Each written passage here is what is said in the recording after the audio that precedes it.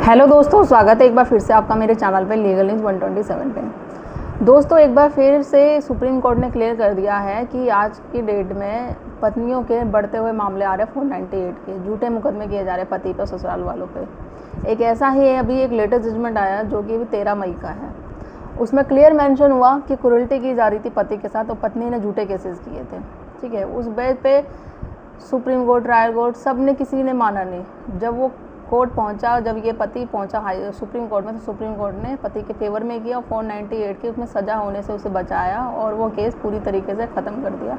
क्या है इसका पूरा जजमेंट का मामला? हो सकता है देखो कि जो भी पति भी पीड़ित है पत्नियों से, जो झूठे केस में फंस रहे हैं, जिन पे 498 का केस हो रखा है, घरेलू हिंसा का जैसे हम कहते हैं, DV का, तो कैसे केस से बाहर निकला जाए, कैसे केस को ख़त्म किया जाए, तो ये वीडियो उनके लिए है। देखो, अगर आमतौर पे बात की जाए, जब भी महिलाओं के साथ अत्याचार होता है, पति अत्याचार करता है या फिर ससुराल धारा किया जाता है, दहेज टॉर्चर किया जाता है, मांगा जाता है, डिमांड की जाती है, उनके साथ मारपीट की जाती है, तो उनके लिए कानून बने हुए हैं। आप सच में आपके साथ अत्याचार हो रहा है, आप पीड़ित हो पति से, अपने ससुराल वालों से, तो आपके लिए कानून बने हुए हैं, आप उनका यूज़ करो। ठीक है, अब बात करें जो महिला बिल्कुल पीड़ित ही नहीं है ससुराल के पति द्वारा, उसके साथ कोई अत्याचार होता ही नहीं है, वो झूठे केसेस कर रही है। क्यों? वो रहना नहीं चाहती, या होता है काफ़ी रुतबा होता है, पैसा होता है, पैसे की दौड़ पे भाई कोई घर का काम नहीं करना, एडजस्ट नहीं करना, या फिर उसका कई रिलेशनशिप है, तो बहुत रीज़न होते हैं। अब देखो, मैं हमेशा बोलती हूँ, जो भी मेरी ये वीडियो होती है उन पुरुषों के लिए जिनके साथ सच में वो पीड़ित होते हैं पत्नियों से, जिन्होंने कोई अत्याचार, कोई कुछ नहीं किया होता, पत्नियाँ झूठे केसेस में उनको फंसाती है। ठीक है, अब मेरे पास कुछ कमेंट आता है कि नहीं मैम, हर कोई झूठा केसेस नहीं करता है, ऐसा नहीं होता, करते हैं झूठे केसेस। जब यहाँ तक जब सुप्रीम कोर्ट, हाई कोर्ट भी मानता है कि 95% झूठे केसेस अब कोर्ट में आ रहे हैं, हम देखते रहते हैं खुद भी। 10% होते हैं जो जेन्युइन केसेस होते हैं, जो हो सकते होंगे आप जैसे लोग होते होंगे, बट आप लोग जाते नहीं हैं, केस लड़ते नहीं हैं। आपके पास कानून अधिकार बने हुए हैं, आप उनका यूज़ नहीं करते, बस कमेंट कर देते हैं वीडियो देख देख के, तो उससे कोई फ़ायदा नहीं है। कमेंट आप ऐसा करोगे, क्योंकि हम तो हमेशा बार बार मैं बोलती रहती हूँ कि आपके लिए वीडियो नहीं है जिनके लिए सच में जिनके साथ सच में अत्याचार हो रहा है। आपके कमेंट को इग्नोर मार दूंगी मैं, कोई फ़ायदा नहीं, क्योंकि एक बार बार थोड़ी ना नहीं रिपीट करूँगी मैं। आपके लिए वीडियो नहीं है, आप मत लो। आपको कोई हेल्प चाहिए, आपके साथ सच में अत्याचार हो रहा है, तो आप मुझसे बात कर सकते हो। कोई भी एडवाइस चाहिए, मैं आपकी ज़रूर हेल्प करूँगी, बट वही चीज़ बार बार रिपीट करना कोई नहीं है। मैं इग्नोर कर दूंगी आपके कमेंट को, तो उससे कोई फ़ायदा नहीं होगा। आप मुझे कमेंट करोगे और किसी की वीडियो देखोगे और किसी को, क्योंकि हमेशा बोलते हैं देखो आपके लिए कानून बने हुए हैं, अधिकार बने हुए हैं, रेमेडी है, तो आप उनका फ़ायदा उठाओ। अब जिनके लिए नहीं है, हम देखते हैं ना, वो महिलाएं होती हैं झूठी, जो बिना रीज़न के झूठे केस में फंसाती है पति को। अब ऐसा ही एक और, जिससे पहले बहुत सारे judgement, guideline high court, supreme court की भी आ रखी है। अब एक ये लेटेस्ट आया है जो अभी 13 मई का, वो मैं डिस्कस करूँगी। उससे पहले आप मेरे चैनल पर नए जुड़े हैं तो चैनल को लाइक करना, शेयर करना, सब्सक्राइब करना बिल्कुल ना भूलिए। साथ ही बेल आइकन दबा दीजिए ताकि आपको टाइम टाइम पे मेरी वीडियो की नोटिफिकेशन मिलती रहे। तो ये जो है case Rajesh Chadda versus state of Uttar Pradesh का है। ठीक है, अब इसमें क्या हुआ जो मैं डिटेल्स में आपसे डिस्कस करूँ, कि उसने जो पत्नी ने आरोप लगाया था कि मेरा मिसकैरेज हो गया था, मुझे दूध में अल्कोहल मिला के दिया जाता था और मुझे पता नहीं चलता था, उस वजह से मेरा मिसकैरेज हो गया। तो उसकी पत्नी ने और उसकी पत्नी के फादर ने आरोप लगा दिया उस पर, उसके पति पे, कि इसके ससुराल वालों ने प्लानिंग किया, सब कुछ किया, तो इस तहत है जो मिसकैरेज हुआ मेरी पत्नी का बच्चा, जो मेरी बेटी का। ठीक है, उसके घर पे ही हुआ, उसके घर वालों ने टॉर्चर करके, प्लानिंग करके। एक 2 डेट बताई गई थी, वो मैं डेट आपको बताती हूँ। इसमें है एक 23/9 को पूरा मैं एक पैराग्राफ आपको बताती हूँ। The parents in law and the conservatorship with the applicant had plan to kill her and had kept in her safe house separately from matrimonial home in the keys for which were with the parents in law on date on 23/9/1990। और second है, हाँ, और ये भी बोला जाता था कि उसके फादर द्वारा, जो उसका पति था, पति का फादर, ठीक है, मतलब उसको ससुर, उसको कि मतलब मारा भी जाता था उसको, उसकी बेटी को। और वो जो डेट मेंशन करी उन्होंने, explain the complain while she was pregnant, जब उसको मारा जाता था जब वो प्रेग्नेंट थी, और अल्कोहल दिया जाता मिल्क में उसको, और उसको मारा जाता था मिल्क में अल्कोहल दी जाती थी, जिस वजह से वो उसका जो मिसकैरेज हो गया। और डेट वाज जो उन्होंने मेंशन करी है 10/2/1998 की, ये मेंशन करी कि मेंटली फिज़िकली परेशान किया जाता था, मुझे मारपीट की जाती थी, पेट में मारा जाता था, इस वजह से मेरा है जो मिसकैरेज हो गया। तो एफआईआर दर्ज कराई गई, उसके फादर ने एफआईआर दर्ज करी उसके पति और ससुराल वालों पर कि इस वजह से मेरी बेटी का जो मिसकैरेज हो गया। मेन पॉइंट है, मैं आपको बता देती हूँ।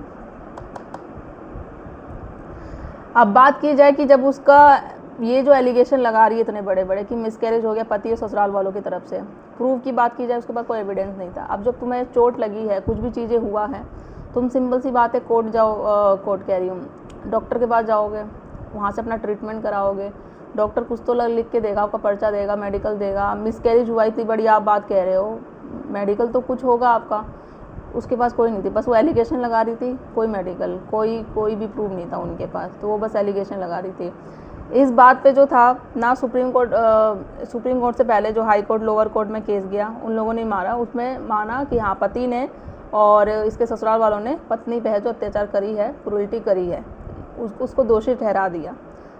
बट पति चुप नहीं रहा, उसको ससुराल वाले चुप नहीं रहे, कोई नहीं सुना। जब वो सुप्रीम कोर्ट पहुँचा तो सुप्रीम कोर्ट ने बातें ध्यान दी, तो इस सारी चीज़ें देखा कि ऑफेंस जब अंडर सेक्शन 323 भी एक ये लगा हुआ था उस पर, और सेक्शन 506 IPC भी, तो it had be prove beyond respectfully doubt the case under section 498 IPC and section 4 of the DP act 1961 again the applicant alone.